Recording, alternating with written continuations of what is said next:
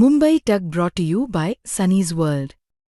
Pune's Pride Sunny's World, Life in Funshine. Resort weddings, events, restaurants, adventure wellness.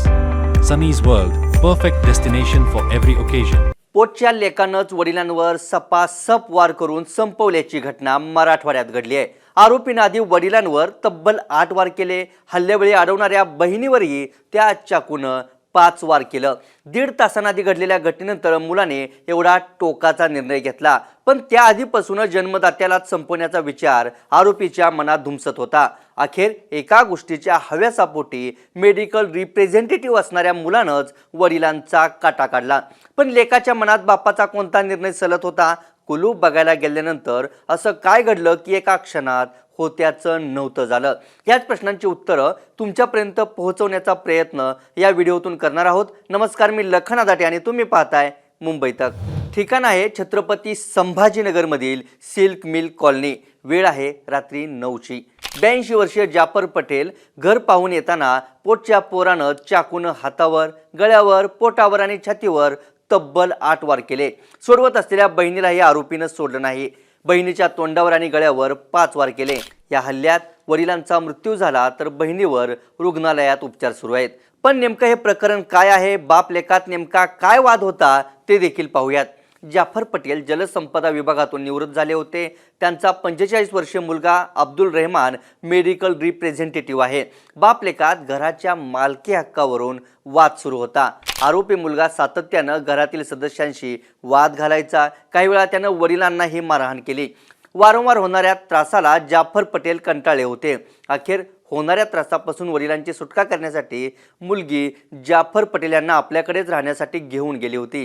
त्यानंतर शिक्षित जाफर पटेलांनी कायदेशीर लढाईचा मार्ग अवलंबला. 2 वर्षांनी कोर्टानं निकाल दिला. घराच्या मालकीचा निकाल वडिलांच्या बाजूने लागला.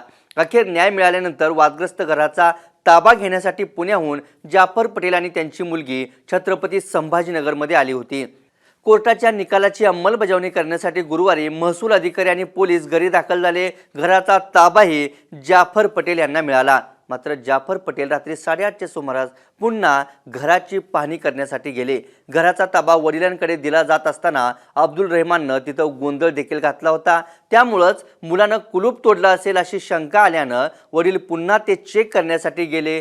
कुलूप व्यवस्थित असल्याची खात्री करून ते परततही होते. मात्र दबा धरून बसलेल्या आरोपी अब्दुल रहमाननं त्यांना गाठलं आणि चाकूनं वार करून वडिलांना ठार केलं.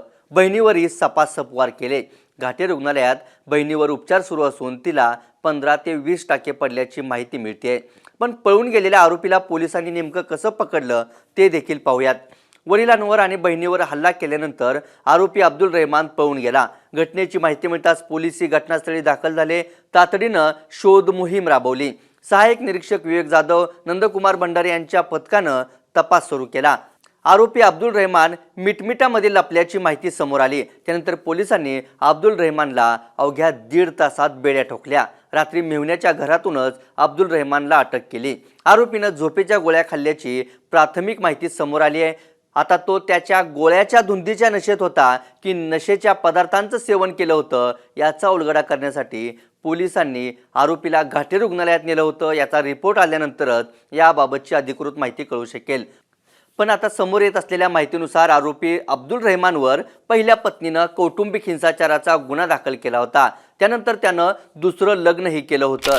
अब्दुल रहमान नेहमीच घरातील सदस्यांशी वाद घालायचा, वडिलांना मारहाण करायचा. केवळ मालमत्तेच्या हव्यासापोटी अब्दुल रहमाननं आपल्या जन्मदात्याचीच जीवनयात्रा संपवली. या प्रकरणी अब्दुल रहमान विरोधात गुन्हा दाखल करत त्याला बेड्या ठोकण्यात आल्या. पोलिसांकडून आता पुढील तपासही सुरू आहे. या अशा फक्त संपत्तीच्या हव्यासापोटी घडणाऱ्या अनेक घटना दररोज आपल्या कानी पडतात.